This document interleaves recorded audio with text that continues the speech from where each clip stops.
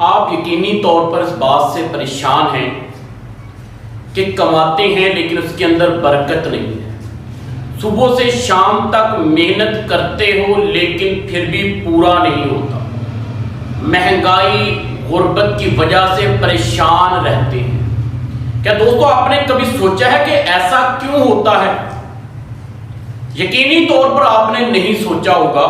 اگر نہیں سوچا تو اس ویڈیو کے بعد آپ اس بارے میں ضرور سوچئے گا، اور آپ کو یہ ویڈیو اچھی لگے تو اس کو دوسروں کے ساتھ صدقہ سمجھ کر شیئر کیجئے گا۔ السلام علیکم دوستو، میں محمد لقمان، آپ دیکھ رہے ہیں میرا آفیشیل یوٹیوب چینل لقمان ٹی وی۔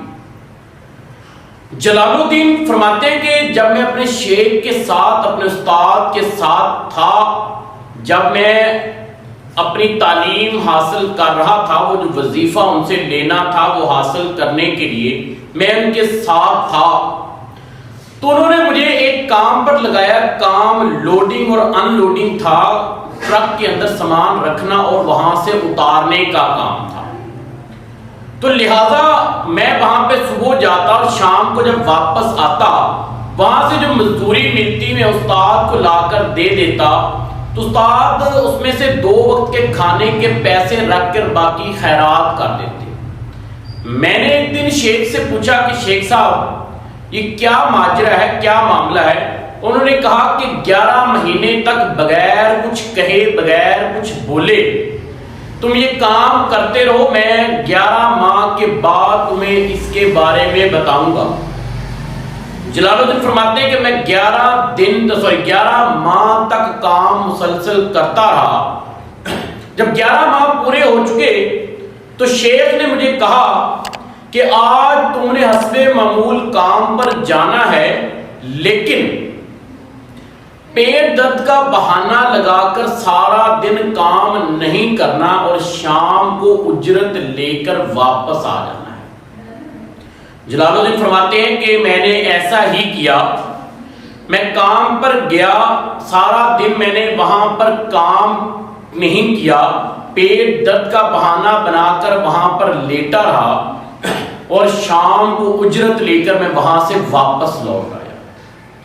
کہتے ہیں حسب معمول شیخ صاحب نے 2 وقت کے کھانے کے پیسے رکھ کے باقی مجھے خیرات کرنے کا بول دیا۔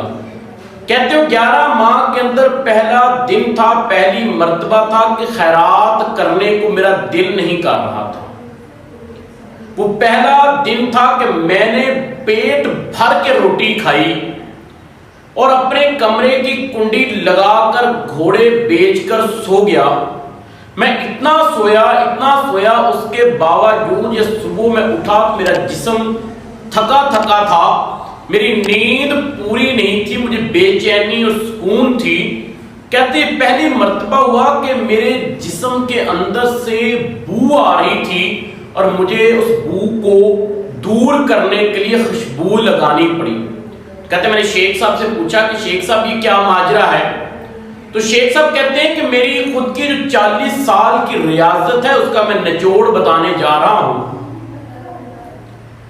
حرام کی کمائی جب تم کما لیتے ہو، اس کی وجہ سے تمہارے جسم کے اندر بدبو پیدا ہونا شروع ہو جاتی ہے، تمہاری نیند پھیل جاتی ہے، تمہاری بھوک بڑھ جاتی ہے، وہ جو حسرتیں ہوتی ہیں دل کے اندر وہ بڑھ جاتی ہیں۔